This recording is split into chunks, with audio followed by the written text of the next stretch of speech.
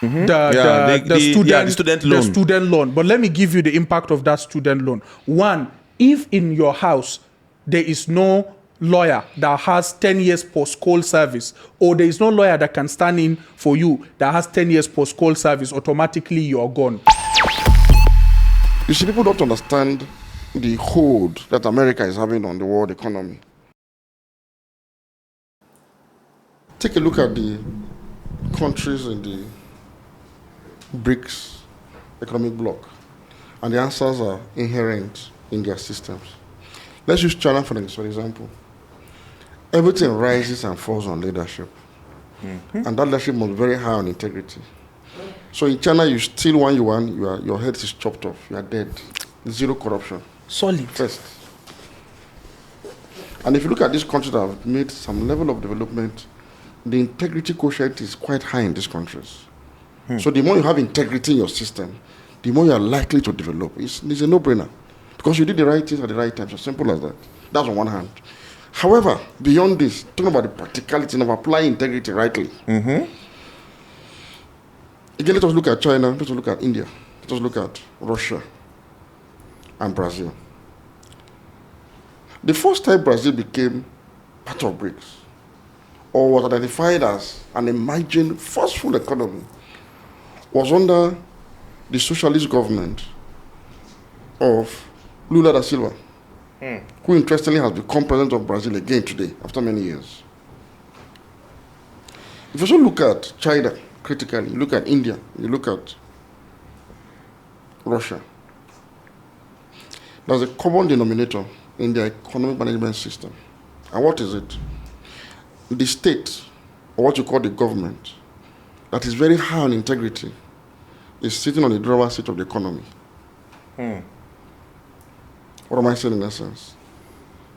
Their governments are involved in the means of production, all through policies, through programs, financing, investment, and using foreign policy to secure a sizable share of global trade for their homegrown entities. And that is why, whereas we're talking about foreign investment in Nigeria, these countries are already overseas investor nations.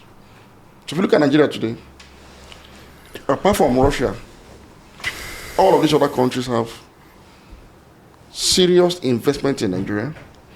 And if you know the nature of so-called foreign investment, it benefits the country of origin more than the country of destination. So for example, India and all their investments in Nigeria, you see, it is the Indian entity and their country that is making more in terms of profit than we. Because we are the one actually doing the work for them to make the Not profits. just the work, but the one paying for the goods and services from our mono economy product, which is crude oil export only. So the what you used to pay for your MTN recharge card, your Olam rice, and all those things simply come from government spending largely derived from crude oil revenues. And so China and other countries are already making global inroad into overseas territories to plow back revenues. The same way the group of 7 countries did it right from colonial times. Colonialism was a form of overseas investment.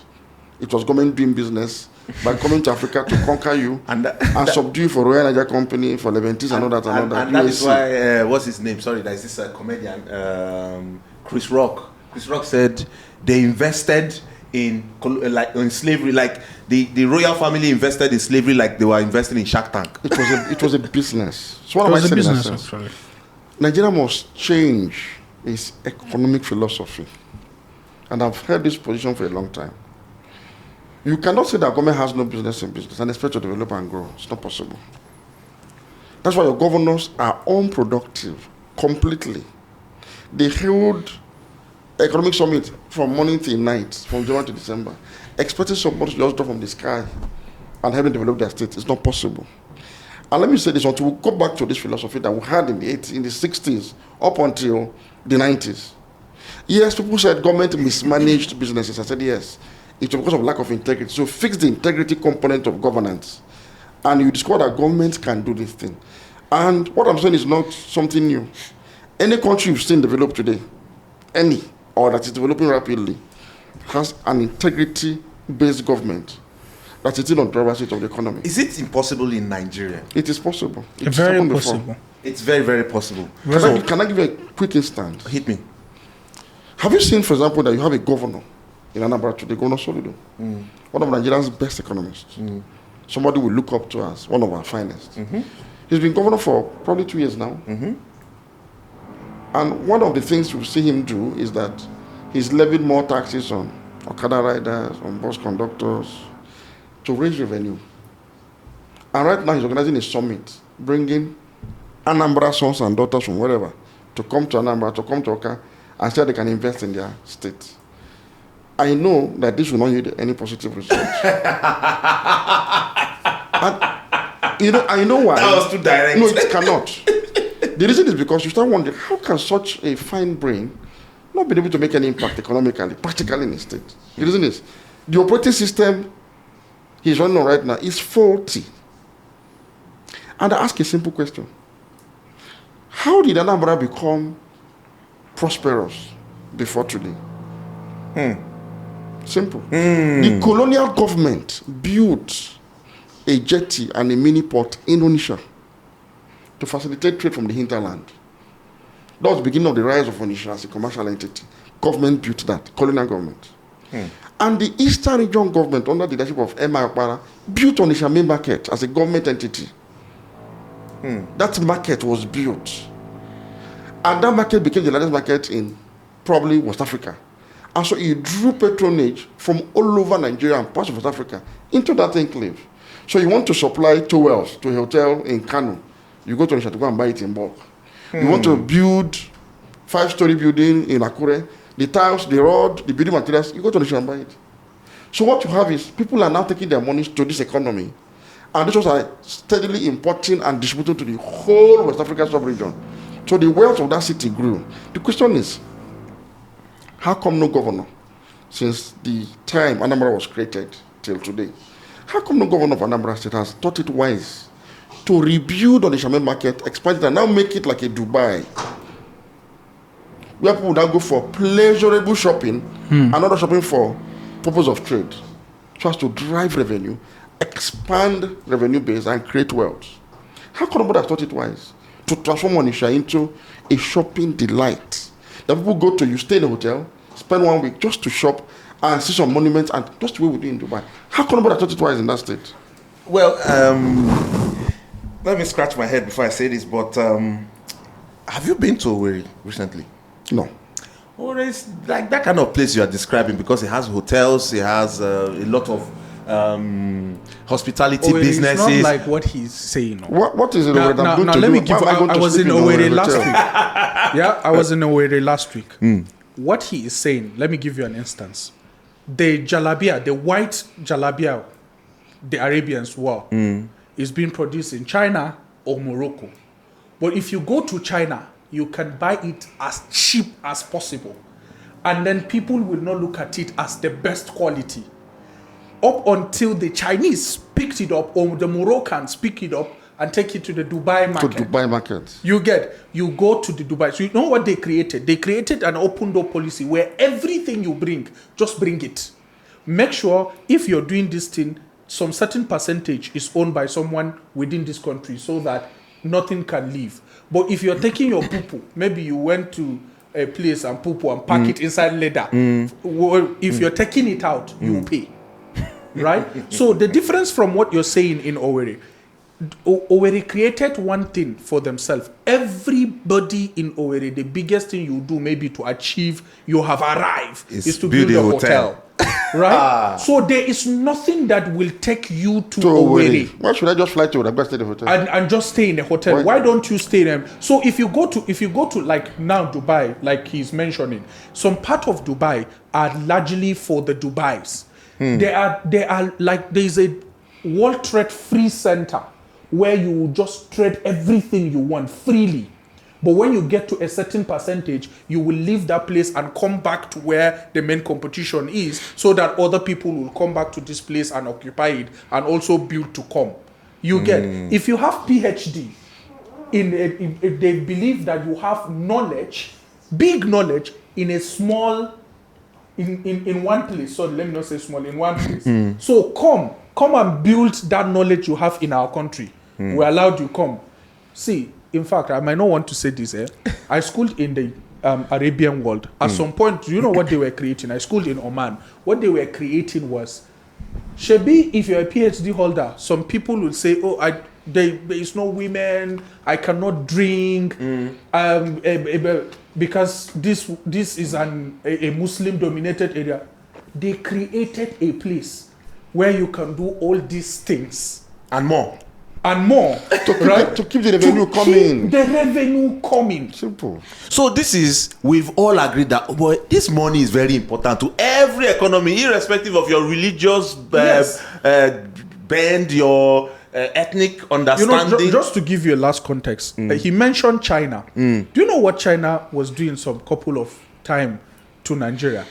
I'm going to give you loan. Hold it, I'm going to give you loan. But you have to tell me what you're going to do with that loan.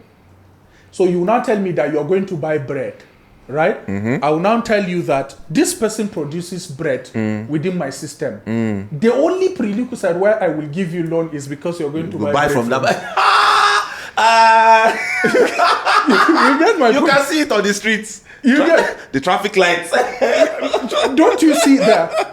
If you go to Zimbabwe today, you will see welcome to Robert Mugabe, wherever airport, operated by China's development bank. And that bank is owned by the government of China. Let me tell you this today about China, because China is something we need to study. Any Chinese company you see in Nigeria is owned by the state. It's government owned. Alibaba is government owned. Jack Ma's Alibaba is government owned. You see, the Chinese government understood that you can't run an entrepreneurial form of capitalism and expect to put people out of poverty. No.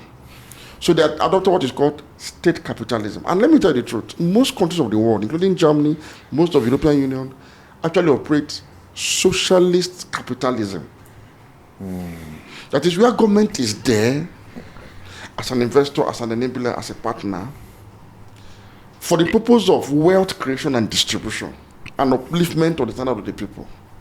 And so China adopted this method, and within 50 years, China was able to lift 500 million people out of poverty. You know why? Every of the Chinese entity you see that are into productivity and exporting massively, each item China exports into the world creates a job at home. Each item creates a job at home.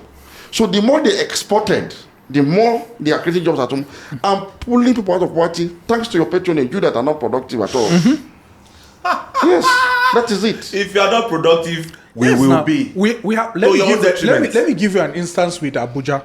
We have a government that is thinking. We've got Maraba Nyanya, some villages here. I bet you this, if to say our metro is coming from Maraba Nyanya, that we borrowed the money to do the metro, right?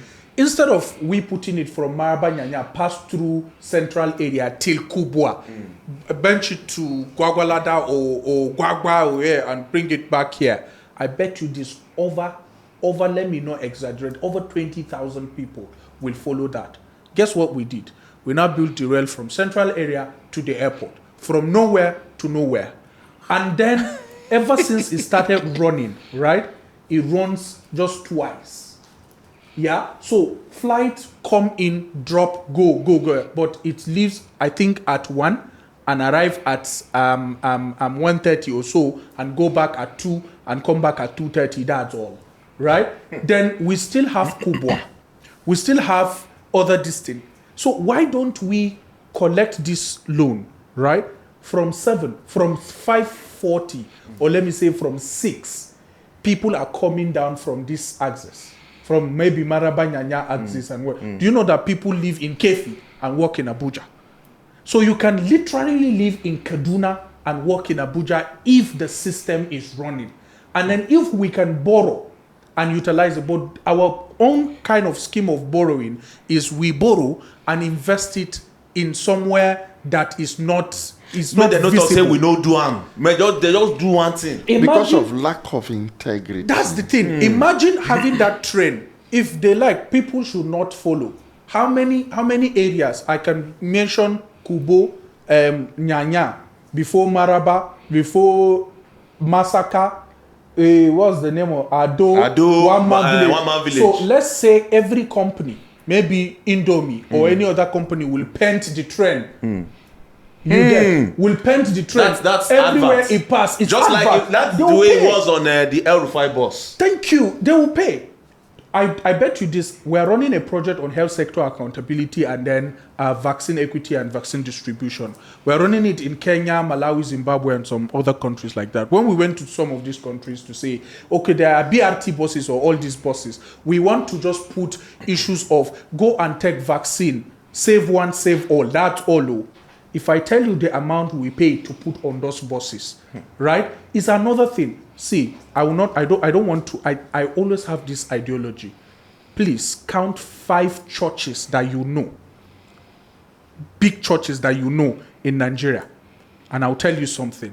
I think I was telling a friend one day, I'm a Muslim, but I believe that there is a system that is going well with how churches are being run. I was in Bahrain for 2 weeks. Guess what? There is a Redeemed Church, Christian Church of God in Bahrain, run as an institution. Wow. From Nigeria to Bahrain. I don't know if you understand. I think we need to go back and understudy what were the system. I happen to have a friend that was handling one of these big pastors, his schedule, right? He was handling his schedule. When I saw the way the schedule is, I was shocked. I happen to travel with Bishop Matthew Cook. He hold me like this, and I keep calling him my spiritual father. When he showed me his calendar, literally, I know as young as I am, my head will explode. The thing, why am I saying this? They are running a system, and the system is going perfectly well. You see a church gathering over 10,000 people. That's an fight. That's an understatement. No one issue. And then the church is employing over 20,000 people across the country and other countries. Why don't we study the system? How big is Nigeria? How many are we in Nigeria that we cannot control it? The last thing I will say is we cannot be doing one thing and expect a different result. We have to change something for people to see us as we are doing something. How many countries in Africa, said Nigeria should not come? We will not give you visa. Don't come. It's their loss. You think so? It's their loss. But Dr. Majid, let's round up this topic now like this. Yes, we've thrown a lot of jabs at government, leadership, and all those people up there. And this is in line with what you said about solution. Not just come out, blah, blah, blah, blah, blah, the problem. Let's talk about the solution. And largely, if you look at it, it's the followership it's the ordinary person that goes into politics then becomes a leader. I know I've heard you criticize the Labour Party members in the House, which almost nobody knew until they just jumped on the Labour Party wagon and they found themselves in the House and they started sharing in the largesse. Now, when we narrow it down again, there are some people under those people, there are some people under those people. How do you think the leadership can properly marshal the citizens to know that, look, if we don't put in the work, this country will remain moribund like this? Leadership by example. Let me tell you, there is no obligation on the citizens or the followers to change any country or change any system. They are powerless. There's nothing you can do. There's nothing I can do other than what we are doing now, talking. Nothing. Leadership is not just being a president or being a governor. In a democracy, leadership starts with your leadership of a political party. That's why I have severely criticized the leaders of the Labour Party. The leaders. Not those who find out to vote for them. No. Those who became the beneficiaries, the elected MPs, their governor, their presidential candidate himself, Mr. Peter Obi, the Labour Party chairman. I have criticized them severely that, look, you benefited from people power, which I saw Nigerians resist all the temptation to say, look, we want to break free from establishment politicians to vote for you guys. They voted for you not just for free, they contributed their own money to organize rallies and marches that PDP and APC could not meet up with. Did you see the rally in Lagos? Well, did you see the one in Abuja? I saw it. Organic. Did you see what happened in Delta? This party succeeded in defeating Buhari in Abuja. Defeated Tinubu himself in Lagos. Not just in Lagos. Labour Party defeated Tinubu in his residence of Etiosa. Defeated him where he voted in the Ikeja. Peter Obi won the next polling unit to the one. Tinubu managed and struggled to win against Peter Obi. Labour won in Etiosa and won in the Alimosho local government. Alimosho of all places. It was a shock. It took the people. It was people power. They defeated Okowa in Delta. Defeated both Obaseki and Oshomole. In they combined two of them. They knocked their heads together and crushed them there. They defeated Abla Adamu, sitting APC national chairman in his home state. Yes. They overran the entire southeast. Then they took the lead in Niger Delta, in South, where PDP used to hold sway. Yes. What I'm saying is the failure of leadership is across board. I had expected this party, for example, because Nigeria is a liberal democracy, where only more democracy will correct the anomalies in our current democratic experience. I had expected them to be the epitome of uprightness. Yes. And I warned from the beginning, I said, you can't afford to fail the people, because that will make democracy fail in Nigeria, and it won't be the fault of PDP and APC, but your own fault. Because whereas the PDP and APC, being establishment parties, can be accused, and rightly so, of procuring votes from permanent election to general election. We know how they do it. So you can't really hold them to account because they actually bought these votes. But you did not buy votes. In Abuja here, Senator Kingibe defeated Senator Adu. You know who Aduda is? You know what? Well, I know him. He's been like the godfather of Abuja politics, baggy politics. He was beating black and blue to the point that APC didn't get 25% in Abuja. And do you know that? That's the contention we have. Yeah. A sitting president didn't get 25% because of the effort of Abuja people across all ethnic groups, all religious groups, to make sure that they make a statement against the establishment. And I'm saying that failure too has manifested in the Labour Party. So when I talk about leadership, it starts with the leadership of a political party in the liberal democracy, even as an opposition leader. Look at Malema in South Africa. Malema has carved a niche and has been able to sustain 12% of the voter base for his EFF. He is clear on what he wants. He's very, very, very upright. Occupy the land. I don't always subscribe to all he says because I think South Africa is a rainbow country that should not be distorted. But that which he believes in, and upon which secured 12% of the votes in South Africa, he has upheld it right in the parliament. Yes. Look at what happened in our parliament. We've not seen people standing up to say, we respectfully disagree with this, but you can have your way, but this is what we think is right. Since Nigeria started suffering and, with all the crisis, have you heard any concise statement from the caucus of the National Assembly of the Labour Party, their governor, or the party in that direction? Or are now offering an alternative to what government is doing? Like we've seen the EFF do in South Africa and other places. We've not seen it. So this leadership failure I'm talking about is across political leaders. It's not just a party, it's not just the PDP, the APC, or anybody. But having said all of this, leadership is key. Any country you see today that has developed and making certain economic strides, it was a function of leadership. From the United States of America, we are saying, to the UK, to China, to Saudi Arabia, it's leadership. Any country you've seen, not one. Is it Singapore you're talking about? Is it Japan? Leadership. You see, purposeful leadership. When you lead well, people will follow. Let me tell you what you need to banish corruption in Nigeria. When you reward good deeds, we reward integrity with abundance of security and welfare. People now learn to know that if you have integrity, it will yield for you improvement in welfare and security. People will follow.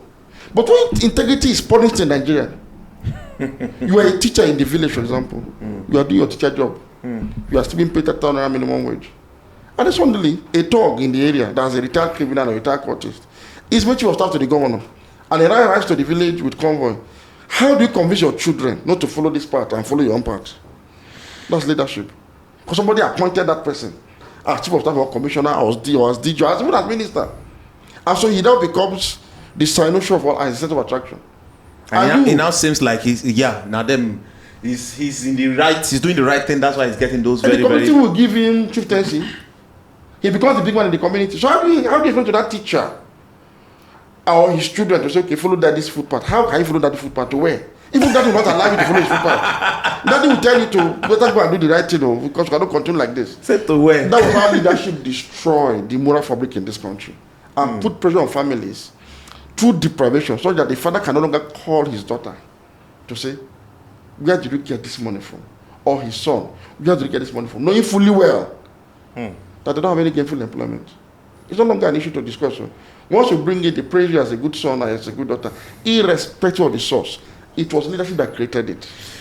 Okay, so Dr. Majid, we would go into some another topic right now. But before I go, I would say this. I saw a very disturbing video on Instagram. I don't know how. So all these Instagram videos, I don't really believe them. There was a pastor that was praying for a Yahoo boy, telling the guy, by the grace of God, this time next week, Friday, some money. Wale, sometimes you amaze me.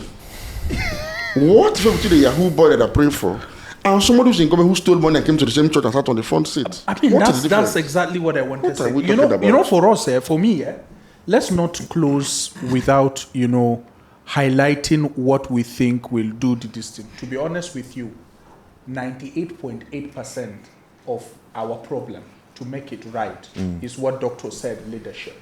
But I think we need to also inculcate some things that will make us, maybe we have a new government.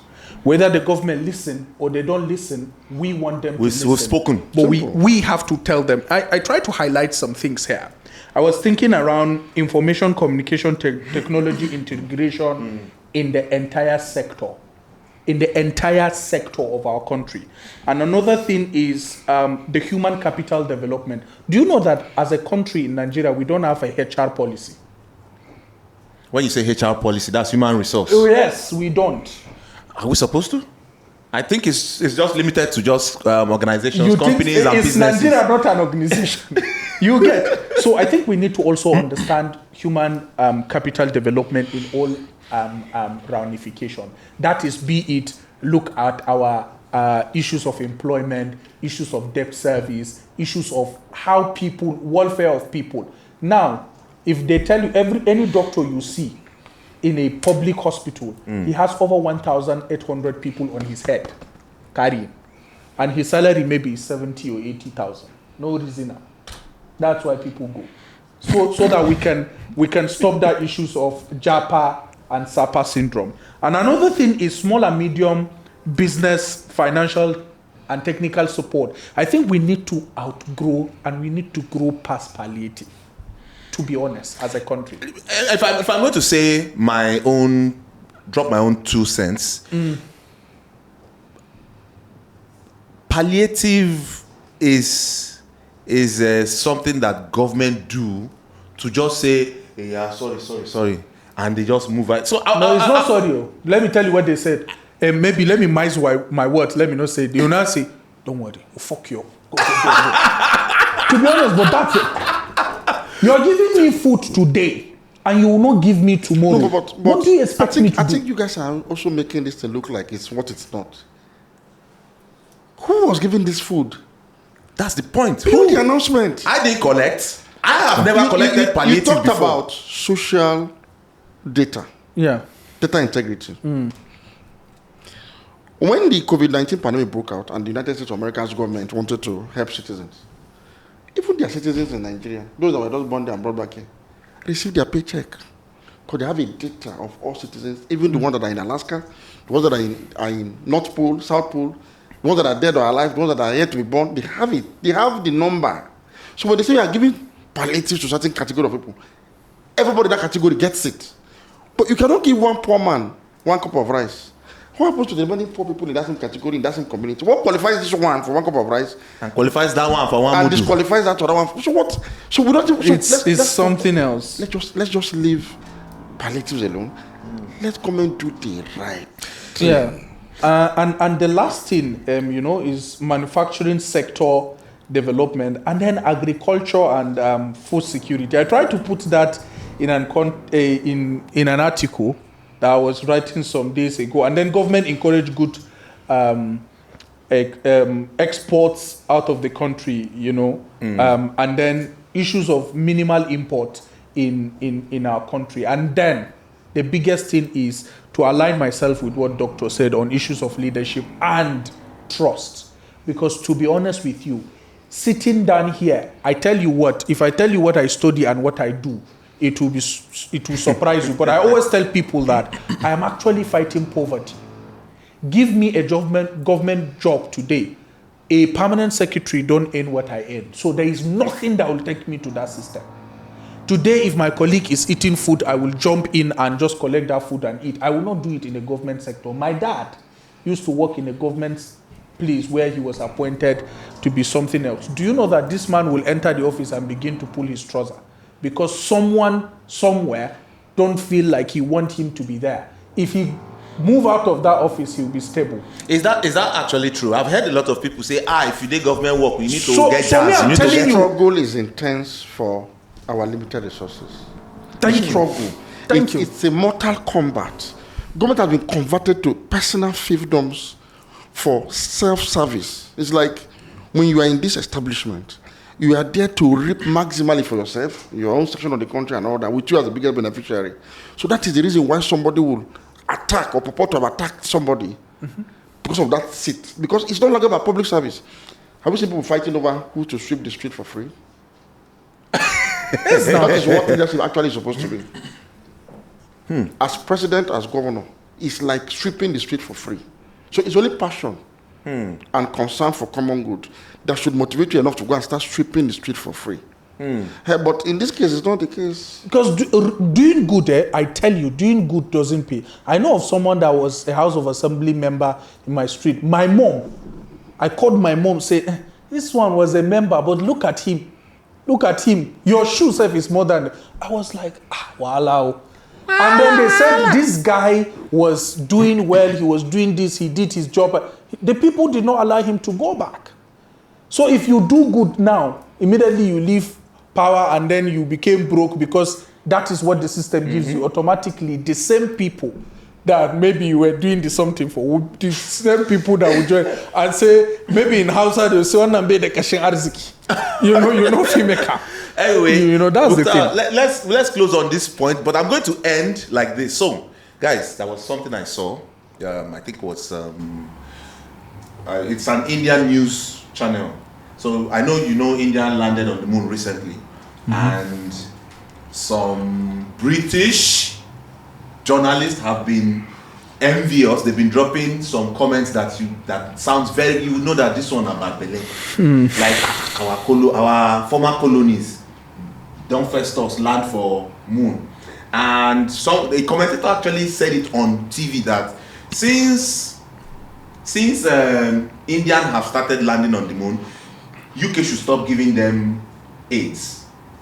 And the Indian journalist came on and replied to the man, the UK journalist, and said, in case you did not read your facts well, the last time we took aid from UK was in 2015.